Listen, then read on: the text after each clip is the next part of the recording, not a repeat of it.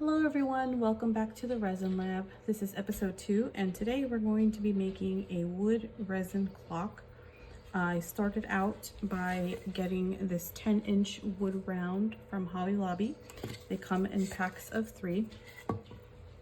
And then I spray painted the wood round with white spray paint to prime it. And that is so that your colors appear vibrant. I've made another clock before with like a light gray color and I didn't prime it, and the gray did not look as vibrant as I wanted it to be. So this time I sprayed the wood round with white paint to see if that makes a difference. For coloring today, we're going to be using the Rolio Pure White. This comes in the box of primary colors, pigment pastes. And I believe you can also get this in a little tub of 56 grams. So this is about 24 grams or 28 grams, it looks like, based on the packaging. So I'll be using that color, and I'll be using the fast cure resin today because I don't have a mold to pour in the regular resin. So I like to use fast cure for my clocks just because it cures faster. And so it makes it a little bit easier to work with. I can torch any bubbles out because I don't run the fast cure resin through the bubble machine. So it makes it a little bit easier to torch all those bubbles out once I've poured it on top of the clock. So I'm gonna go ahead and mix 80 milliliters of fast cure resin, and then I will be back. Okay, so while the resin was mixing, I went ahead and put some painter's tape on the back of my wood round. That way, if I have any spillage that comes over and unseeps under the wood round, it's not going to stick to the wood. It'll stick to the painter's tape. So that will make cleanup a little bit easier, and it will avoid me having to sand the back to even out the surface if there was spillage. Alrighty, I've got 80 milliliters mixed up, so I'm gonna go ahead and add my pigment paste to it.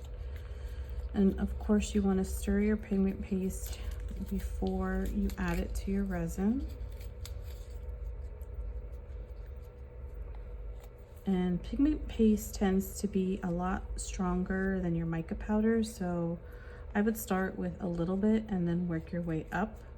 I do want my base color to be very vibrant and white, so I'm probably gonna have to add some more after this, but we'll go ahead and start with that.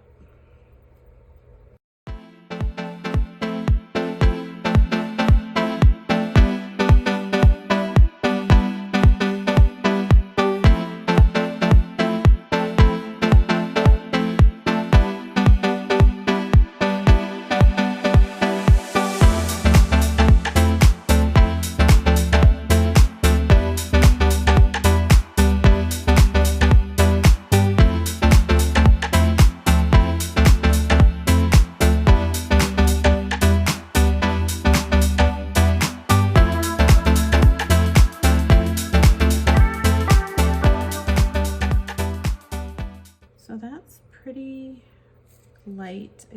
Like I said, I want it really vibrantly white because I'm gonna do a notebook design on the clock. And so I'm gonna cut out blue lines to resemble paper on my Cricut machine. So I want the background, the base color, to be very, very white and vibrant. So this is still kind of translucent in my opinion. So I'm going to clean off my stick once more and grab some more pigment paste. This time I'm gonna grab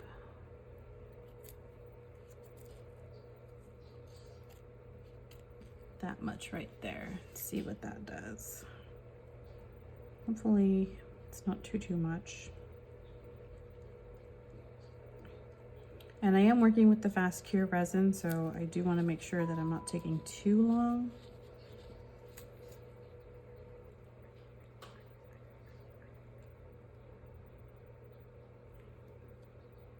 All right, that looks pretty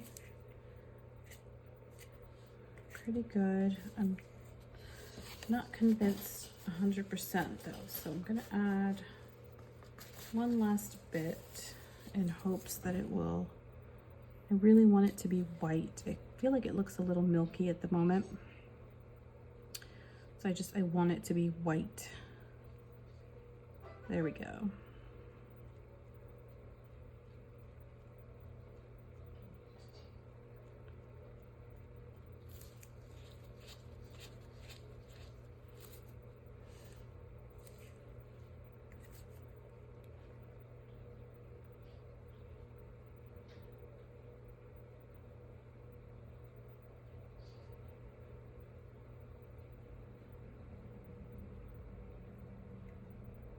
Okay, that looks like it's a good color.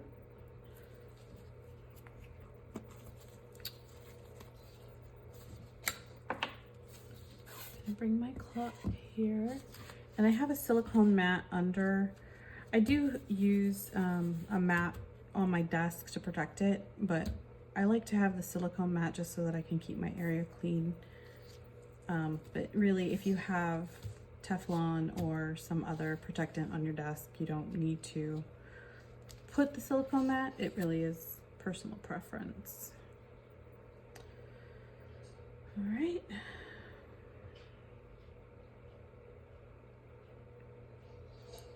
That looks really pretty so far. I'm liking the white. It's looking nice and vibrant.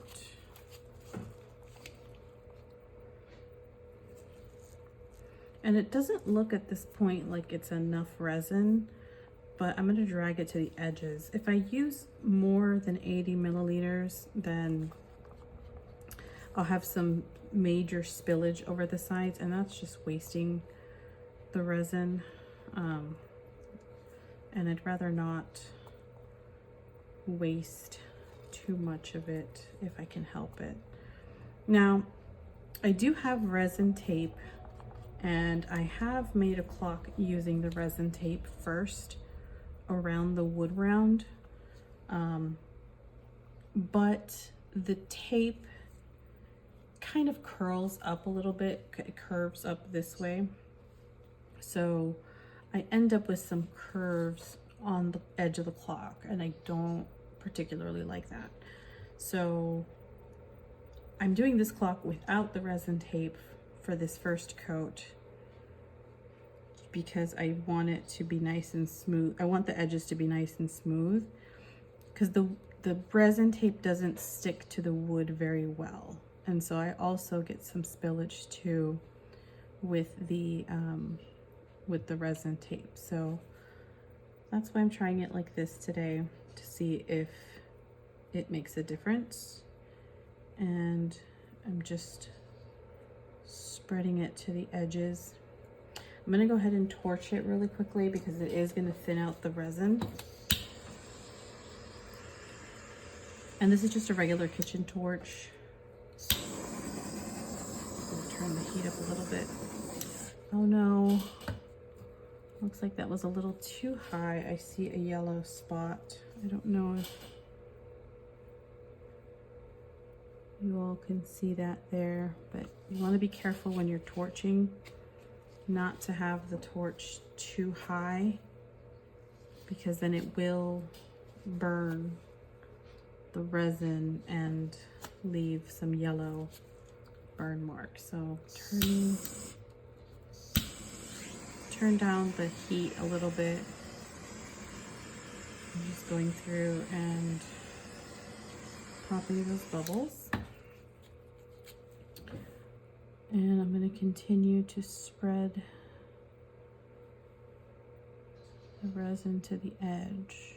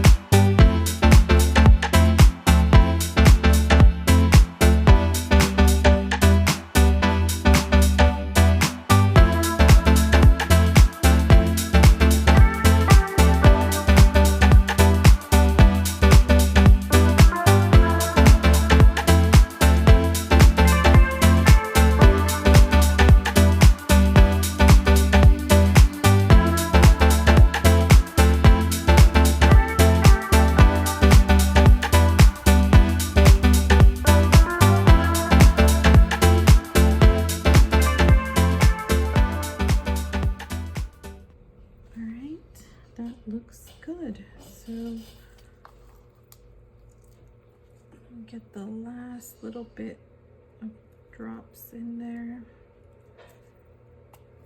And I'm gonna let this sit for about 30 minutes and then I'll place it on the heat mat.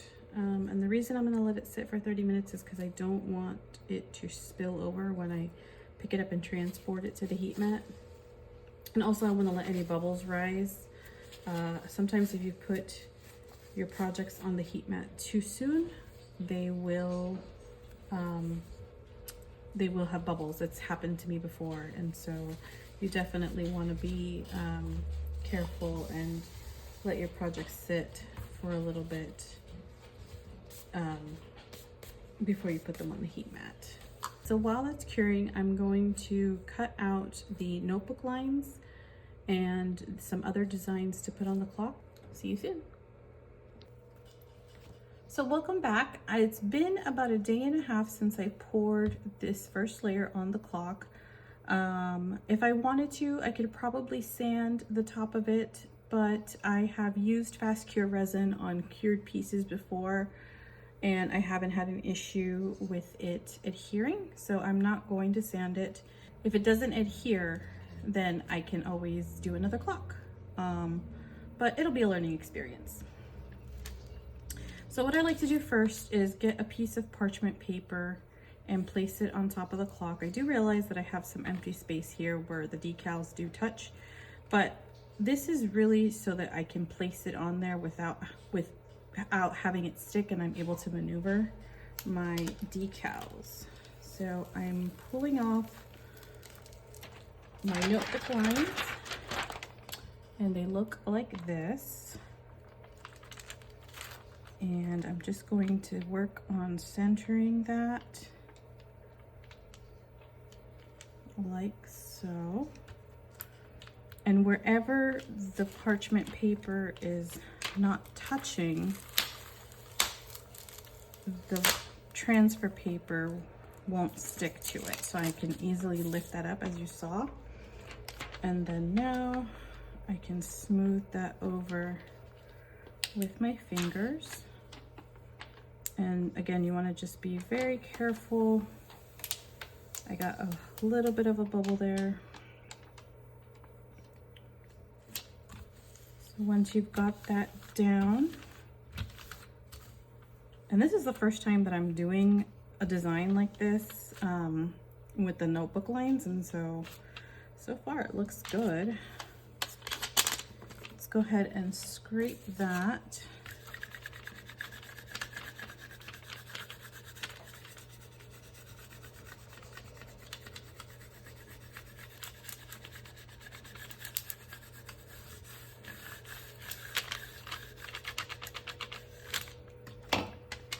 And then peel back the transfer paper slowly, of course, and you want to make sure that your vinyl is completely adhered to the piece. And so it doesn't hurt that the resin did cure for about a day and a half, because you want your resin to be very strong, because if it is too soft, the transfer paper will adhere to it very hard and you can end up ruining your piece. So it didn't hurt that this cured for about a day and a half. But there we go. All right, that looks great. So the next step is going to be putting the margin line right over here. So I'm gonna grab that. Before I put that down, again, I'm gonna grab my parchment paper and just position that so that it goes from edge to edge. And I do want it to be as straight as possible.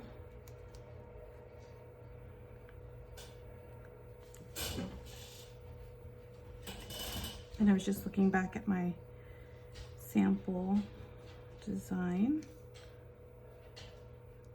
and it looks like that's going to be the position right there.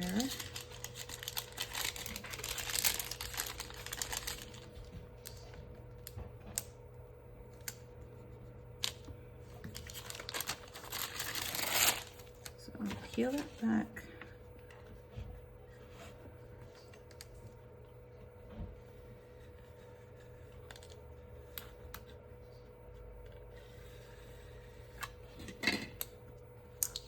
And there we go.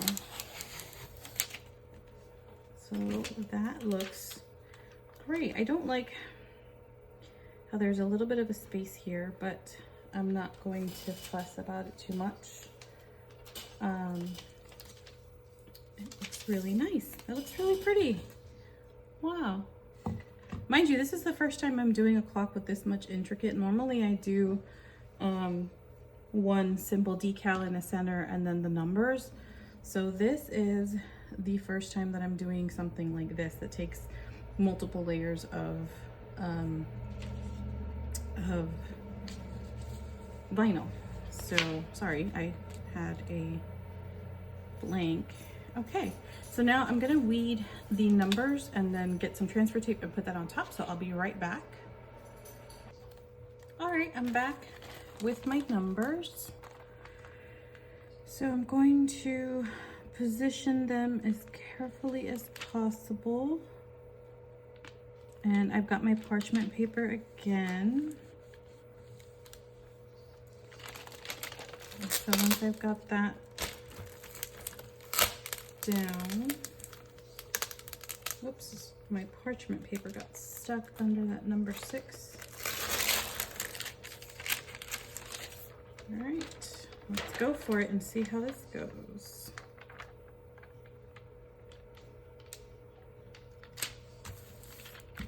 And look at that. That went on pretty nice. I feel like this is not very centered, but yeah, no, that's not gonna come off. I probably should have centered it more so that the line is straight. Right now, the way it is, the line is a little crooked.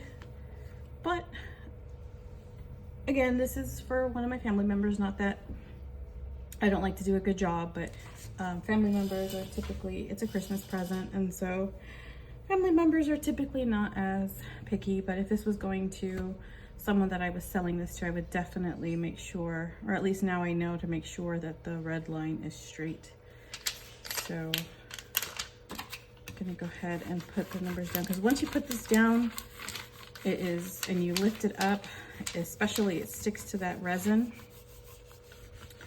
then yeah, there's no fixing it. So if you attempt to do this clock, make sure that you've got that red line nice and straight, and that you're not only looking at where your numbers are falling on the edge, but also looking at where they're falling next to the margin line.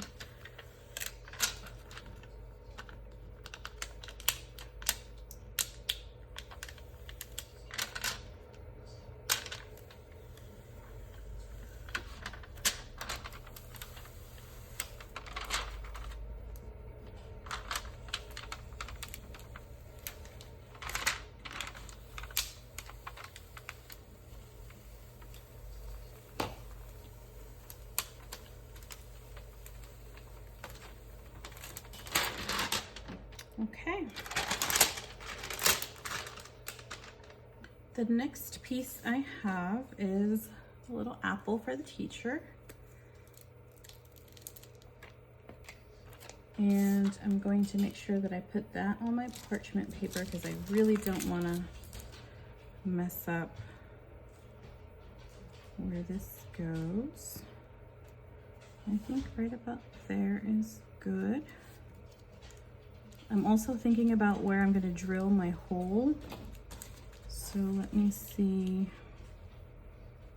My hole's going to be right around here. So that is good. So it's not interfering with the face. You want to make sure that whatever decal you're using, if you haven't drilled a hole and you have to manually drill it like I do, that you're not interfering with your design in any way. Because I've had that happen to me before. And that is not fun.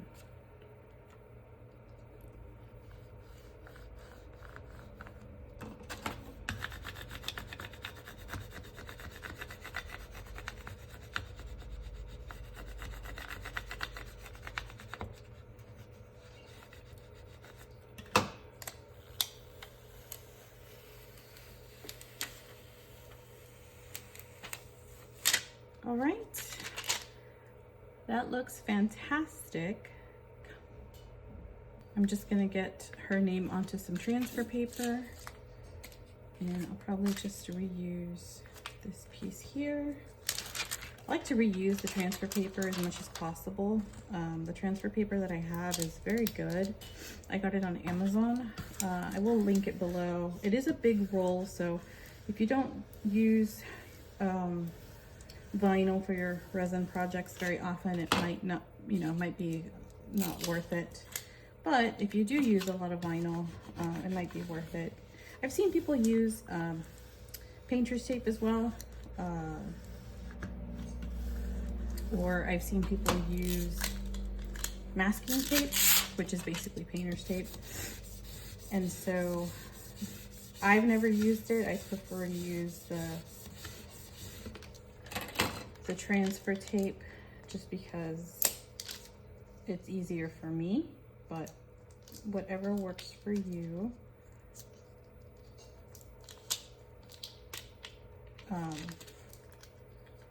Should be used.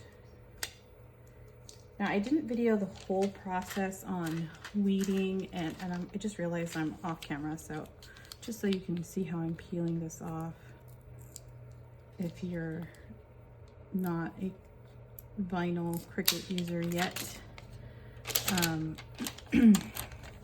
If you're interested in seeing the whole process on how to weed it and put it together before putting it on your actual piece, let me know in the comments, and I can always do a video that shows that process.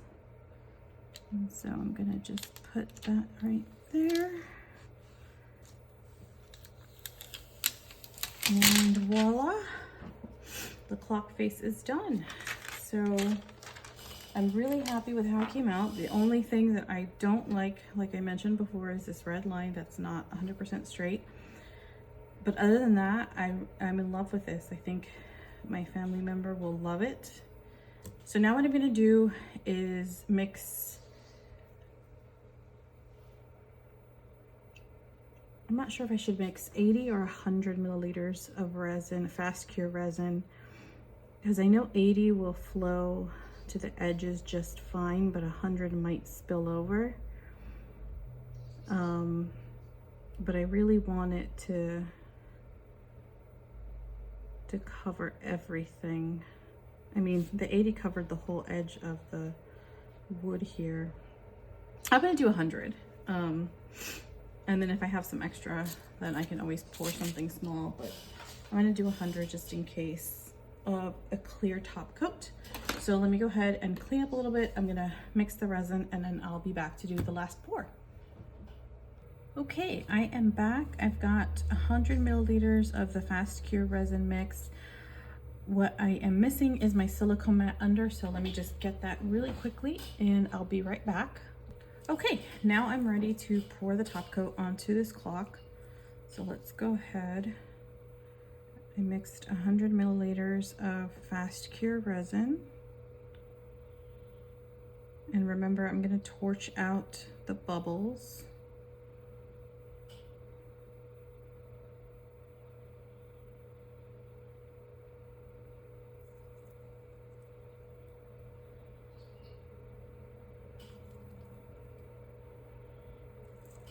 And that's 100 milliliters right there. I'm gonna scrape out the excess. Okay, and just pull that. Actually, before I pull it to the edges, I am gonna torch it so that it doesn't spill over the edge too much, if anything. I remember the other day I was saying to make sure your torch isn't too high.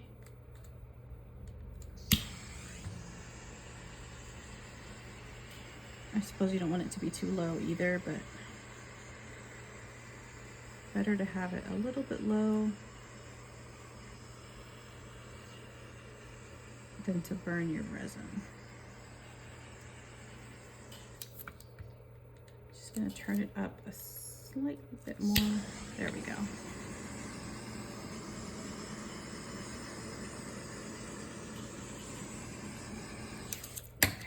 now I'm gonna drag the resin to the edge.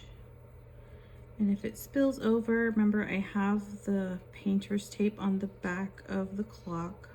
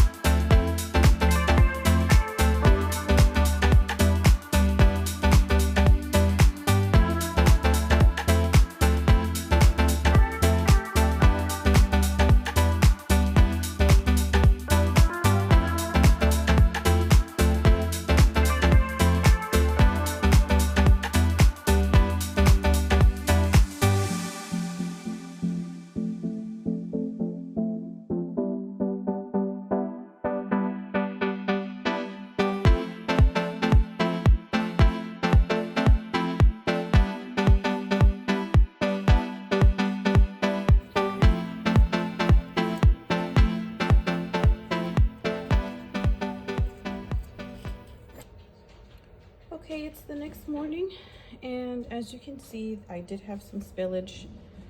So I probably should have poured just the 80 milliliters, but it's not a big deal. I'm going to trim the edges with some pliers and then go around and sand it, and then finish the clock off by drilling the hole in the middle and attaching the mechanism. I also will be putting some cork on the back just to give it some cushion between the clock mechanism and the actual wood round. So let's get to it.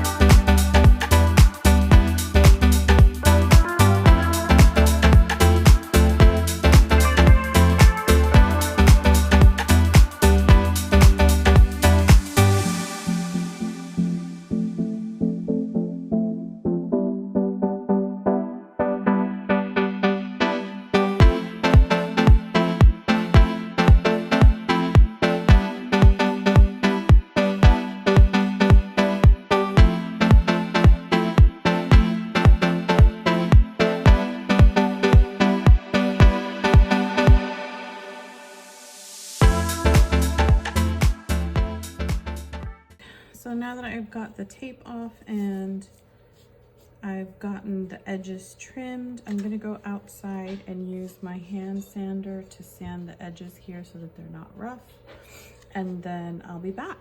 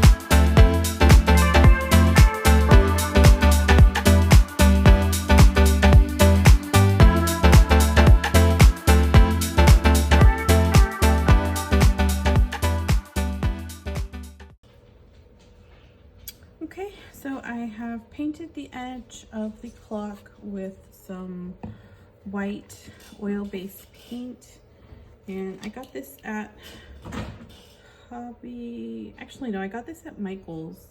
It's the Craft Smart multi-surface premium oil-based paint pen, but you can definitely use anything that you have as long as it's oil-based. You definitely don't want to use water-based because it could peel off a lot more easy. I went ahead and drilled a 5/16 of an inch hole in the center of the clock, and now I'm ready to put the cork on the back and attach the mechanism and the hands, and then the clock will be finished. All right, so I'm just going to, I've cut a piece of cork. I'm going to trace around it with my X-Acto knife and then trim the edges so it's nice and even. And then I'm going to hot glue it to the back of the clock.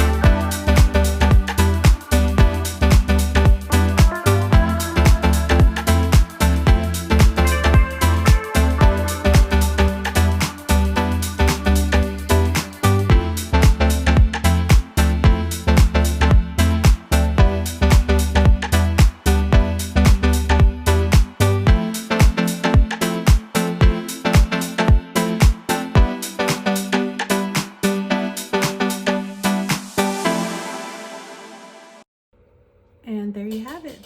That is the completed clock. Thank you again for joining me. I hope you enjoyed this video. If you want to see me do a clock with the resin tape around the edge of the wood to see the difference in working with it and the little details that come up on the sides, let me know in the comments. Otherwise, I don't know if I'm gonna make another clock. I think I might switch to an actual silicone mold for clocks because, again, I like the edges to be smooth, and if I use the tape, the resin tape around the wood, it doesn't stick very well, and so I get little curls in different spots, and so I don't like that very much. But I hope you enjoyed this video. Subscribe and follow me for more, and let me know if there's other specific projects that you'd like me to make in the comments. Thanks so much and have a great day.